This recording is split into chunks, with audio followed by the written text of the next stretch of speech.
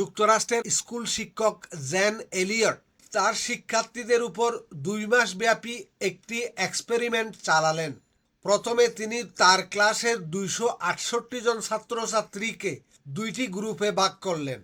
প্রথম গ্রুপে রাখলেন যাদের চোখের রং নীল এবং দ্বিতীয় গ্রুপে রাখলেন যাদের চোখের রং বাদামি। তিনি প্রথম গ্রুপ অর্থাৎ যাদের চোখের রং নীল তাদেরকে বাদামি চোখের শিক্ষার্থীদের চেয়ে বেশি বেশি সুযোগ সুবিধা দিতে শুরু করলেন।